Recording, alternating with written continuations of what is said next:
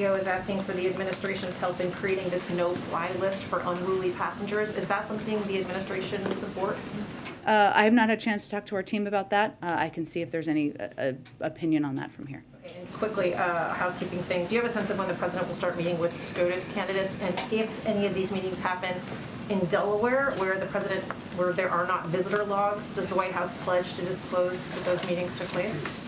Well, I think at this point, I don't have any more details about the process to outline for you. As you know, what the president's been focused on over the course of the last several days is reviewing and consulting with internal team members on a group of qualified nominees. He also has been engaging, as you all know, with Democrats and Republicans and consulting closely to, as a part of the advice and consent part of the role of picking a nominee to move forward. After last week's meeting with Chairman Dermott and Ranking Member Grassley, the President and Vice President and their senior teams, including White House Counsel Dana Remus, have also spoken with a range of additional members of Congress and outside legal experts, and that engagement will continue. There is, of course, a vetting process that takes place. We have not outlined that in detail from here, and of course we will venture to be as transparent as possible, even as we are working to protect the process as the president's making his decision. Go ahead. Thanks, Jen. With the meeting today between the president and the German chancellor, does the president view Germany as a reliable partner on this issue when it comes to troop movements or sending weapons to Ukraine or talking publicly about sanctions? They've been much less aggressive than other NATO allies. Well, I'd also note that Germany is the second largest donor to Ukraine and Europe. The president has also noted, as we have noted, that different countries make different contributions. I think that the chancellor also did an interview with the Washington Post this morning where he spoke to that in more detail. We have a close, abiding, important relationship with the Germans. That includes having forces stationed in Germany, which has a huge strategic value to the United States. So today is an opportunity for the president to build on the relationship with the chancellor, to continue to build on the long and abiding relationship with the Germans, and we are united in our view of the actions, the potential actions of Russian leaders, and united in our efforts to hold them accountable. What's your understanding about where the chancellor stands right now when it comes to including Nord Stream 2 in potential sanctions if Russia invades? They've really danced around that issue and haven't given a clear answer about whether they would in fact be willing to put that pipeline on hold. Well, I know you all will have the opportunity, I'm sure, ask him this question himself, and I of course don't speak for him, but what I can reiterate here is that we said we would work with Germany to ensure that Nord Stream 2 does not move forward should Russia invade, and that remains the position, agreed position. Emmanuel Macron's meeting with President Putin today, and Chancellor Scholz will be meeting with him in the coming weeks. So has President Biden asked either of them to deliver a message to Putin when they meet with him? Well, I think it's important to remember that there are a range of different diplomatic talks happening at the same time through different formats. Some are leader to leader, some are through NATO, some are through the OSCE, and this is reflective of that, these conversations that are happening. As you know, the president spoke with President Macron yesterday, and of course that close discussion and coordination with a range of leaders is part of how we're approaching this. But this is multi-layered diplomacy at work here, so and we are also directly in touch with the Russians ourselves, so I wouldn't look at it through that prism. Go ahead. Thanks, Jen. You guys are said in the background call that part of the discussion with Germany today was about continuing to prepare this robust sanctions package, but we've been talking about sanctions for months. So if Germany is as aligned with its allies as you all are conveying, why isn't this sanctions package already complete? Why isn't that done already? What it looks like. Our internal sanctions package, or what sanctions package? Because you've said consistently that the sanctions that you're preparing are in close consultation with allies, including Germany, and that conversation is, obviously happening again today, as we're getting warnings that Russia could, at any moment, take significant action. So the discussion about sanctions has been over the course of several months. Mm-hmm. Why isn't it done yet? If Germany is as on board with the rest of the NATO alliance as they're projecting to be? Sure. Well, Jackie, I mean, as we've said before, one, I think there is alignment that we will work with Germany to ensure that Nord Stream 2 does not move forward, which is obviously a key point of discussion. I'd also note and reiterate that it's not operational at this time. There's no oil flowing through the pipeline. That has been a key point of discussion, and that is agreed to. I would also reiterate what we've said in here in the past is that well, we have our own sanctions package prepared, which we've been consulting with and briefing members of Congress on, and others do, and we're united in the effort to put forward an economic sanctions package that has significant consequences. As our European partners, it doesn't mean it's identical.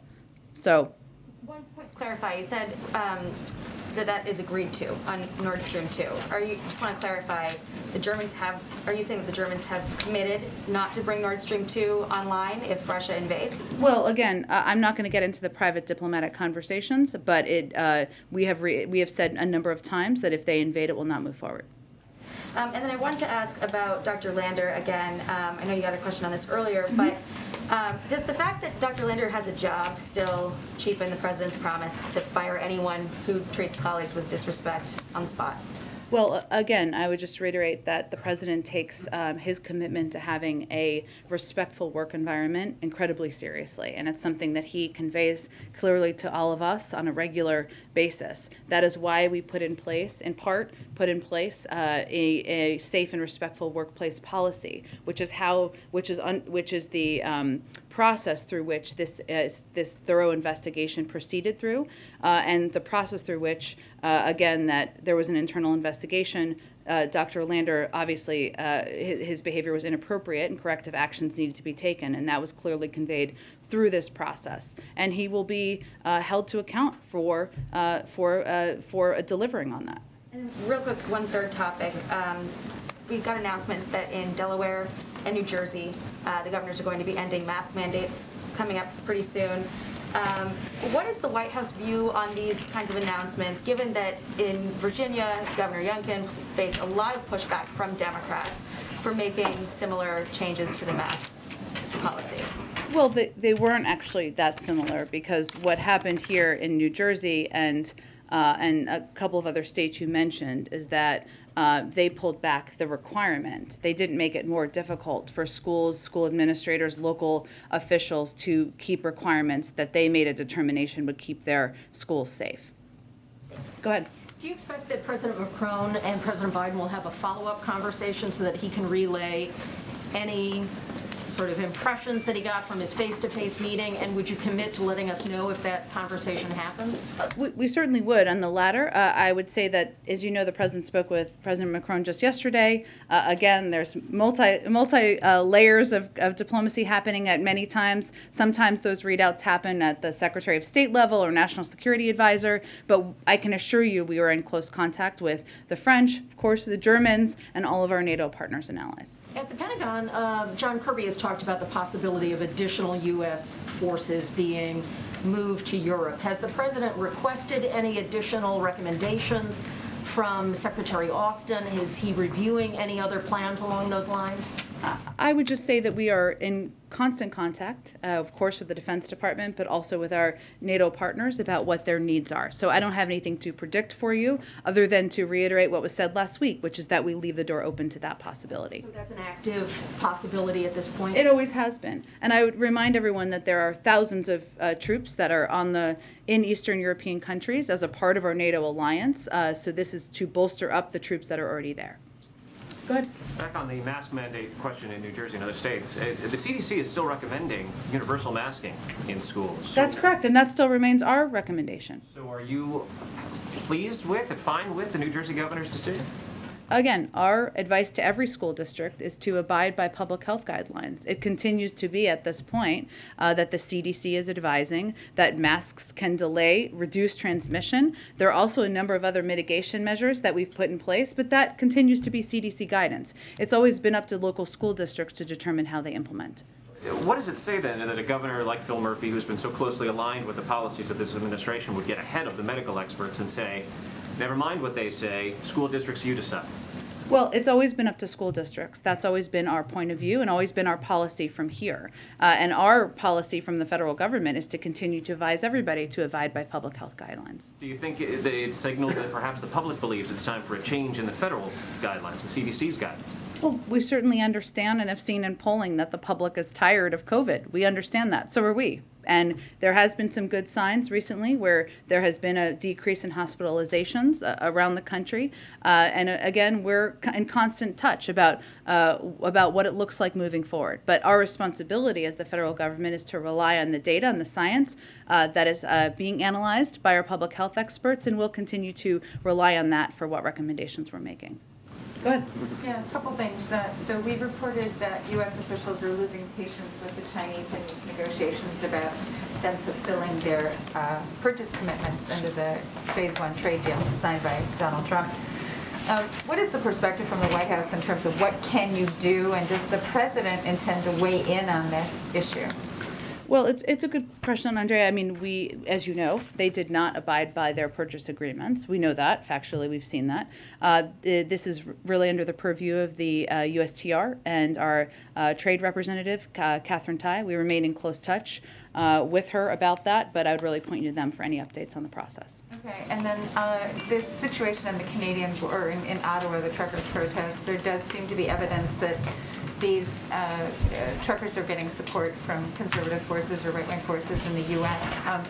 Are you investigating that at all? Is there any kind of involvement of U.S. authorities in looking at those money flows going to these truckers, and are you concerned about it? Well, I would say a couple of things. This doesn't answer your question, but I just want to get this out there too on this particular topic, and then I'll come around, I promise. We have been engaged since the outset. Well, some of it hopefully answers your question, I should say, of the protests. There have been zero impacts to CBP operations, which is a question people have understandably been asking us. Some shipments were rerouted by our law enforcement partners to other points of entry due to road closures. Some shippers have had to reroute, but CBP has been in communication throughout to ensure shipments can be cleared and onto the normal routes. In terms of an assessment of any other engagement from here, we don't really have any update on that or any investigation to read out at this point in time. And then, the Federal Reserve nominees have run into a little bit of criticism from Republicans, in particular of Sarah Raskin. Mm-hmm. Are you concerned that especially given the absence of Senator Lujan, are you concerned that you might not get all those nominees through and that you may have to withdraw Sarah Raskin? There's just been another dust up overnight. She is one of the most, if not the most qualified person to ever be nominated to this position. She just gave extensive answers at a hearing last week, and she would be someone the president would be proud to have in that role, as independent as it may be. So no, that is not an assessment or a prediction we're making. Go ahead. Jen, two questions for you. One, the Secretary General of NATO has recently talked about the possibility of a more permanent military presence in Europe in response to Russia. Where does the Biden administration stand on that issue? We've had a permanent military presence in Europe. You mean in addition? A longer term, more permanent presence in Europe. Well, we've always had one, but you mean a plussed up one? I would really point. The language that was used was longer term. Sure. Well, but we've always had one, so it's been very long term to date. But I would say if he is asking, and I have not seen his comments about increased plussed up presence in some of the places from U.S. troops that we've had, I would really point you to the Department of Defense. Obviously, we would be in touch with our NATO allies and partners about that, but that is really related to the aggression at the border that we're seeing in Ukraine. But there's been tens of thousands of troops in Europe for some time now. And just on the topic of masking in schools, if you could just clarify, I know you've talked about this a little bit already, do you think that at some point in the future, even if that point isn't now, it would be appropriate for there to be updated federal guidelines just to avoid confusion? I think the administration has been clear that on other issues there are sort of messaging issues that could have been a little bit more clear coming from the administration. So on this issue, do you think that that might be appropriate? Well, the guidance is very clear, which is that we recommend masking in schools. That is the recommendation from the CDC. It is also true that at some point when the science and the data warrants, of course, our hope is that that's no longer the recommendation, and they are continually assessing that. But the guidance is very clear. It is also true that it has always been up to local school districts to make determinations about how to implement these policies. Go ahead. Thanks, Jen. Just to follow on that, you had said that you guys are in constant contact with CDC about what it looks like to move forward. Can we expect the president to provide some sort of roadmap for how states can transition out of a state of emergency, kind of akin to what he did with the winter strategy? We're in constant discussion internally about the moment we're in as it relates to COVID. And of course, as the president said, I think during his press conference just 2 weeks ago, a week and a half ago, we certainly don't see this moment now as the new normal, right? But we want to get to a point where where COVID is not disrupting our daily lives. And I'm sure you will hear more from the president about that. But we're constantly discussing that internally. Can I ask one more just for a colleague? The Education Department announced Friday it was going to withdraw its appeal for a $100,000 student loan forgiveness court decision. Wondering if you could shed any light on why the Biden administration reversed its decision to appeal the case, and if there's any plans to fight other bankruptcy cases. I would really point you to the Department of Education, the Department of Justice potentially, but I will check and see if there's anything more we can offer on that from here. Go ahead. Got one more on masks. I was wondering if I could just ask it this way. Sure. The president's wife is an educator. He just heard from governors across the country last week, many of whom were saying this is enough, it's time for new normal. Where is he on this after taking all of these inputs? Well, the president is not a private citizen. He's president of the United States, right? So So I'm asking you. Well, but I guess I'm saying it's different than asking kind of a person on the street, right? I mean, I'm just, it is different because he is the president. He needs to project what the data and the science is telling us. And the data and science, where we get that guidance from, is the CDC and our health and medical experts. Their guidance continues to be that in schools people should mask up. So that is what we are continuing to convey and recommend. And then can you tell us any more about where he will be going on Thursday? Not quite yet, but hopefully, maybe by the end of the day, we hope to have some more details very soon. Sure, go ahead. Thanks, Jen. Going back to Dr. Landler, the investigation found credible evidence of multiple women having complained to other staff about negative interactions with him, with a pattern of abusive and disrespectful behavior. Again, the president, at the outset of this administration, said, I will fire you on the spot, no ifs, ands, or buts. So why is he not being fired? Well, Matt, let me first say that no one is suggesting that this behavior is acceptable. Quite the opposite.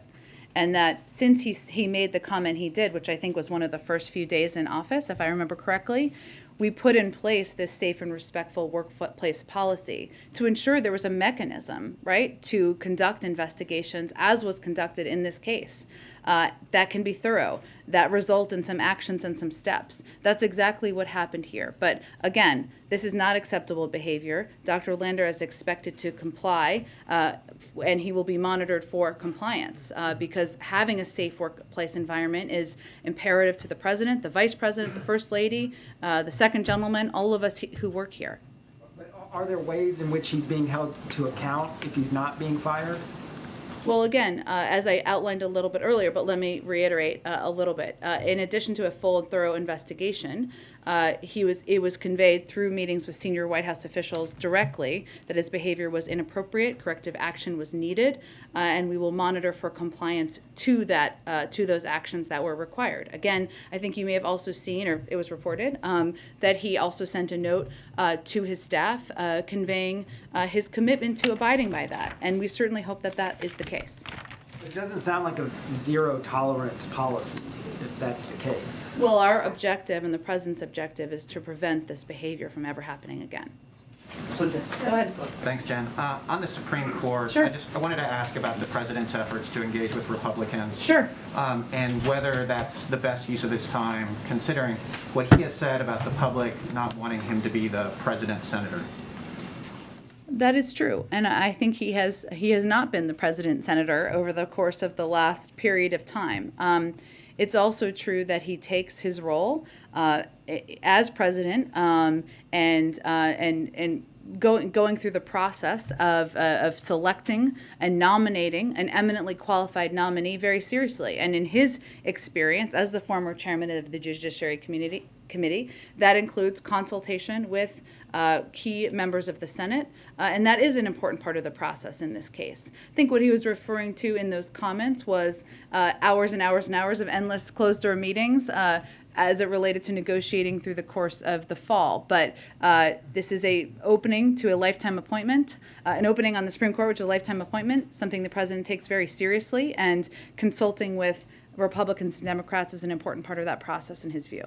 On Nord Stream 2, you've made clear the administration's position.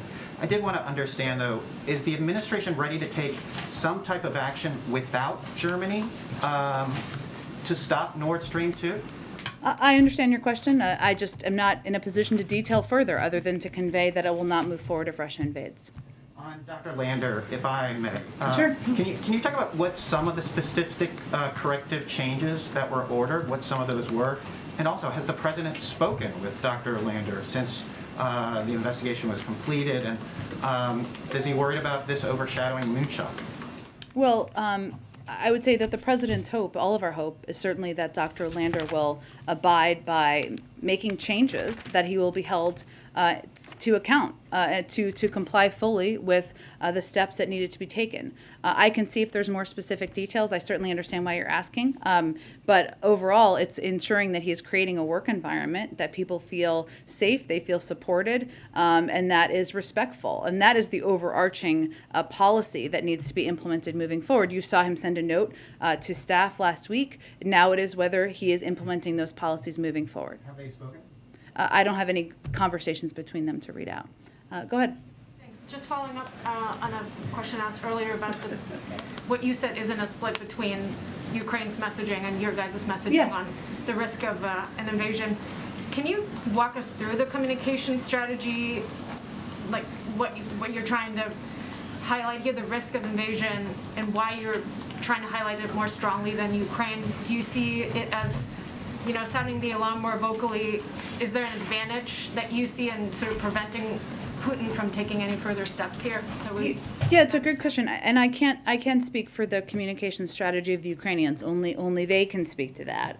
But I can tell you that what we have been trying to do, we obviously have a range of information, a broad range of information that we have been able to gather here, and also through partnership with our allies across the country. Our objective, as we talked about a little bit on Friday, is to deny Russia the opportunity to use some of the tactics, sometimes some of the lies that they have done in the past to justify an invasion of Ukraine. That's straight out of their playbook. We have seen tactics they have used in the past, where a few years ago, Russia's defense ministry falsely accused the United States of running a clandestine biological weapons lab in the country of Georgia, enabling their efforts to destabilize the Georgian government. They used to fabricate stories in Syria about how attacks on international aid convoys were undertaken by rebels or terrorists. So we have undertaken an effort to, in some cases, declassify information, in other cases, describe in as great a detail as we can without putting at risk sources and methods what we're seeing, what information we're evaluating, so that it makes it more difficult for them to lay a predicate for invading Ukraine. So that is why we're doing it. I'd also note that a number of your news organizations, of course, have reporters near there who are seeing the troop buildup, right? So there is justification and validation from even that, but also from our partners around the world as well. Go ahead. Thank you, Jen. Senator Manchin expressed confidence over the weekend that reforms to the Electoral Account Act will pass.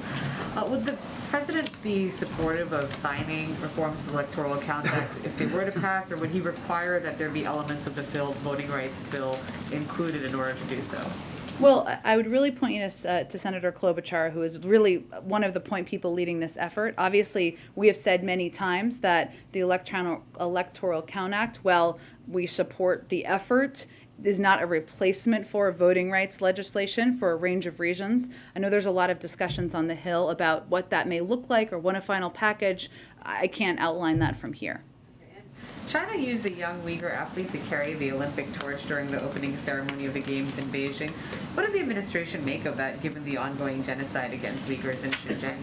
Well, I know that our UN ambassador, Linda Thomas-Greenfield, spoke to this yesterday. So let me reiterate what I thought were some very powerful comments, if I'm remembering. I know someone spoke to it, but I believe it was her, that we can't allow this to be a distraction. from exactly as you said, the human rights abuses, the genocide that we're seeing in parts of China. That is why we did not send a diplomatic delegation, even as we're cheering for our U.S. athletes. Diplomacy is complicated, as we know, but we can't allow it to be a distraction from what we know is happening to many people in China. Go ahead. Just to reiterate, on Inauguration Day, President Biden said he would fire anyone that treated other colleagues with disrespect, talked down to someone, and he would fire them on the spot. No ifs, ands, or buts. So what is the White House's message to people that work in this building and throughout the federal government that took the president at his word and don't understand why Dr. Lander has not been fired? Our message, and thank you for your question, is that the president has crystal clear expectations with all of us about how we are to treat our colleagues, treat people who work for us, and that is what he expects for people across the building. It is because of those comments that he made early on, in part, that we put in place a safe and respectful workplace policy, that it was the mechanism for which this thorough investigation went forward. And it is based on that thorough investigation. From that came the meeting that Dr. Lander had with senior White House officials, where it was made clear what steps he was required to take, and that we will be complying and watching for compliance with those steps. And our objective is, of course, to prevent any of this behavior from happening again in the future. That's the overarching objective. Those weren't comments, those were a promise. Absolutely, that's why we put in place a policy to ensure there is a mechanism for investigating and a mechanism for preventing this type of behavior from repeating itself. He promised to fire people that did this, and he hasn't fired. The individual the White House found violated what he said. I understand it, and again, let me just reiterate, nothing about his behavior is acceptable to anyone here at all. Quite the opposite. Let me be clear about that. But there is now a process in place that was not in place at the time to evaluate and determine what the steps should be taken in the event that any behavior like this occurs to prevent it from happening in the future. That is exactly what happened in this case. The federal employees shouldn't expect that people will be fired if they treat colleagues with disrespect. Again, I think I've outlined very clearly what the process was. Go ahead. Two questions for you, excuse me. It's more than that. I think it's clear that we put in place a process, an internal process, to ensure that there was a thorough investigation, that it was evaluated, that steps were taken for this individual, Dr. Lander, to meet with senior officials, to make clear that there were requirements that would be put in place, and he was expected to comply with them to prevent this behavior from ever happening again. Go ahead. Questions. First, on Senator Manchin, on Build Back Better, he's reiterated again his view that structure is done. And he said he wants regular order for any pieces of that will move forward. That means potentially weeks, hearings, all of that. Is the president on board with that idea of hearings, markups, and if not, what's his plan for elements of Build Back Better to move forward? Well, I can't speak for Senator Manchin. No, you're not asking me to, but what there is broad agreement on and support for is taking steps to lower costs for the American people, whether it's Medicare or whether it's ability to negotiate the price of prescription drugs, something broadly supported, whether it's lowering the cost of child care, elder care, making sure that the tax system is more fair. In terms of the mechanisms and the legislative process, I just don't have any more predictions for you in terms of how it will proceed. Jobs. A positive report on Friday by and large. Yeah. However, black unemployment is still twice the rate of white unemployment. What is the White House doing? What does the White House think needs to be done to deal with that, especially for black men? Well, I would say it just is a reminder that there's still, as much as the President oversaw the largest creation of job creation ever in 1 year in American history, it means there's more work to be done because there are still a lot of work that needs to be done to level the playing field, to ensure that small businesses have the assistance they need, including black-owned small businesses, that we are doing everything we can to ensure there is opportunity for a range of parts of the economic world. Go ahead. A few on the Supreme Court. Yeah. Congressman Clyburn says that the president will need bipartisan support for his Supreme Court pick, citing Senator Lujan's stroke and hospitalization. Is it the White House's position that Republican votes would be helpful in the Senate, or do you view them as necessary? Well, we've, I think, conveyed from here that we haven't set a deadline for when a vote should be. We have said we want it to happen as expeditiously as possible. We have also said, and I'll reiterate, that because the president has every intention of nominating an eminently qualified black woman to serve on the Supreme Court, that this is a person who should warrant bipartisan support. And that is certainly what we hope for. Speaking of the timeline, the president has said that he intends to make that announcement by the end of the month. Has that timeline shifted in any way? Might he make this announcement before President's Day weekend? I don't have anything, February is February, so I don't have anything to predict for you in terms of when in February, quite at this point, it will be. Go ahead. Yeah. If you don't mind. As far as where and when he could meet with the potential nominees, he's going to Camp David this weekend. Is the president going to meet with potential Supreme Court justices at Camp David this weekend? I don't have anything for you on the process of how the president will interview potential candidates. Go ahead. And does the White House have a reaction to the death of the Navy SEAL candidate who died after completing what's known as Hell Week? And has the president spoken to his family, or does he have plans to? I don't have, not yet, Karen. We will check and see where that is at this point. Obviously, there'll be an investigation here. I'd point you to the Department of Defense for any specifics. As a starting point here, obviously, our heart goes out to the family members, the community, the friends, and we will look for more details to come out of an investigation. Would there be any thought given to re-examining that training? It's a good question. I would really point you to the Department of Defense, and the president would certainly look to his Defense Department and leadership to make any recommendations in that regard. Sure. Go ahead. Thanks, Jen. Two questions. First, on the Olympics, does the White House agree with Speaker Nancy Pelosi that American athletes shouldn't speak out against Beijing for their own safety? Well, I know we saw those comments, obviously. I think they were last week, if I remember correctly. The president's view is that, first, we support our athletes 100%. Yay. All athletes have the right to freely express themselves. And that is the case in Beijing at the Olympics. It is the case anywhere. They will make those choices as individuals. It's the responsibility of China to live up to its own obligations to maintain a safe environment for all athletes at these games. The world will be watching, but we leave it up to individuals. We certainly support the right to peaceful protest. On the First Lady's comments this morning about, she said she conceded that free tuition for community college is dead, it's out of Build Back Better. I'm wondering kind of what was the thought about having her give that message? Is the White House trying to restart negotiations on Build Back Better? Was there some sort of underlying intent to have the First Lady come out and say that this morning? I think it was speaking from her heart about her view that free community college would benefit kids, young people, level the playing field across the country. It's something the president agrees with. I think you all have seen many, many iterations of the Build Back Better legislation or options in recent months. It hasn't been in there in a while, so I think she was speaking from her heart about how beneficial she thinks that funding and that support would be. Go ahead, April. Jen, two topics. One, recently a black man was killed in Minnesota over a no-knock warrant. Has the White House taken note of this? And does this bring afresh the renewed call for this executive order, this police reform executive order, as well as the standalone pieces that are potentials on police reform on Capitol Hill? Absolutely, and it should. Let me reiterate, because I asked a little bit about this morning as well.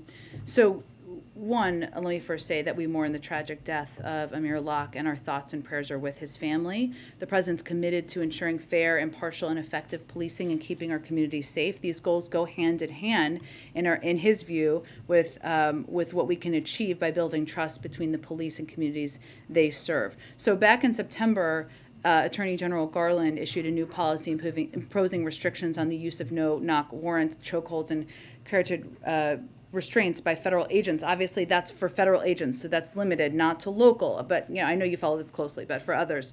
President Biden, the reason he has been such a strong supporter, one of the reasons, of the George Floyd Justice and Policing Act is that it would further restrict the use of no-knock warrants across the country, incentivizing funding by using funding as an incentive.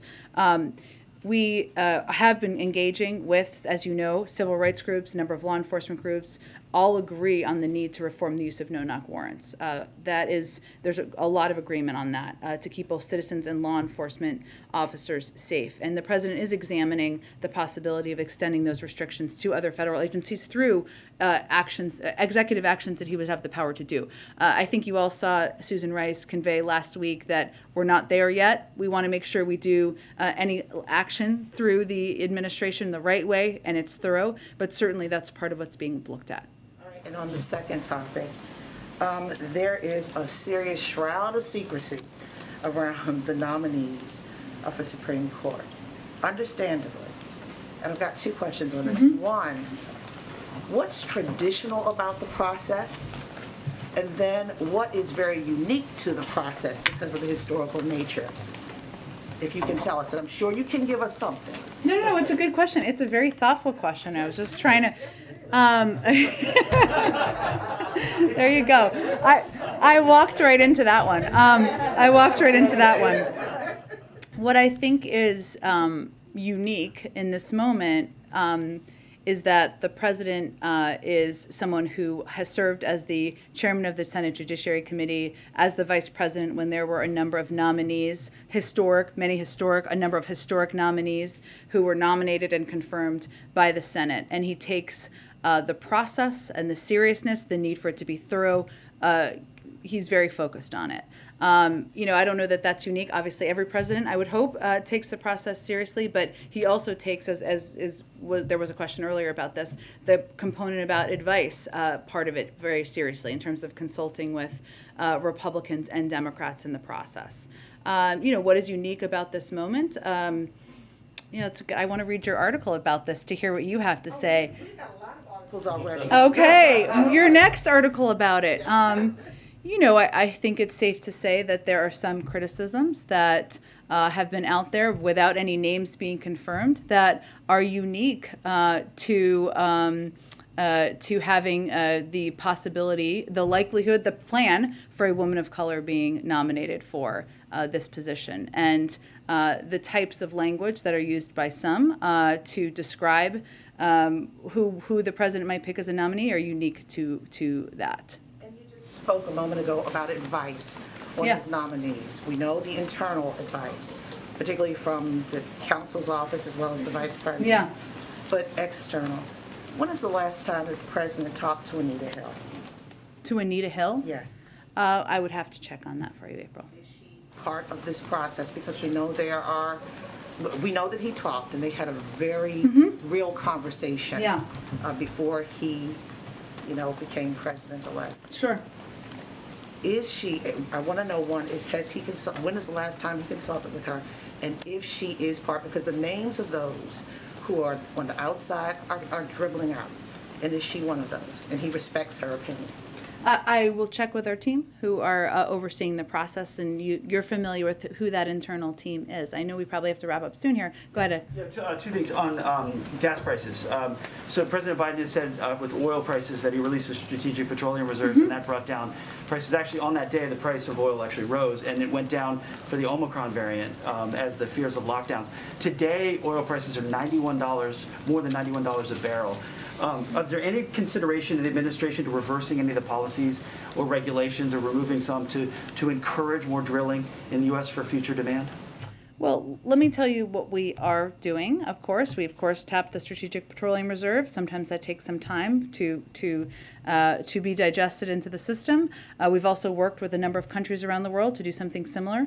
We've been engaged with OPEC nation countries about the need for the supply available to meet the demand. We've also called out the record profits made by oil companies, which should not be lost as an issue as consumers are looking at the price that they are paying at the prices they are paying. And then I would also note that you should check with oil companies on whether they are tapping into all of the land leases they have available at their disposal. I don't believe they are. What about encouraging the investment in drilling in other places in the U.S.? Again, I think the president's view is that it is a huge advantage to us to be a leader in the clean energy transition. And over the course of years and decades, we've become a clean energy superpower because ultimately that's not just where the jobs are, it's where the strategic advantage will lie in 10, 20, 30 years. I would note again, and you can ask the oil companies this, there is land they're not all drilling on. Every lease is not used. I'd encourage you to ask them that question. Go ahead. Approval rating continues. Go ahead in the middle. Is this time for him to do a shake Let me just finish. I think we just go ahead in the middle right there. This is the time for the Simon, president let me just have him ask his question, okay? Go ahead. People seem to be sending him a different message. The question. Could we back to Nord Stream 2? We know the American position to that. You made that crystal clear. Did the president know the German position before the talks in the Oval Office began? Well, again, I'm sure this will be a part of the discussion. I would bet someone will ask about this when we're having a press conference in just a little bit here, but what I can just reiterate is that it will not move forward. Quick question to President Macron's visit in Moscow today and the Minsk Agreement.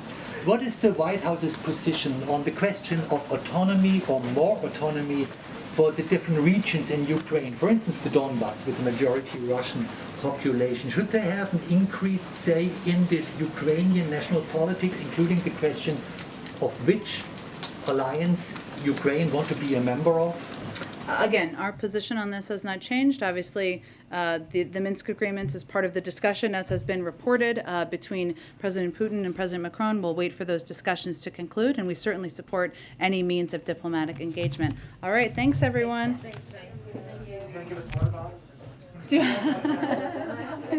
I have enough water in here for everybody. It's so large.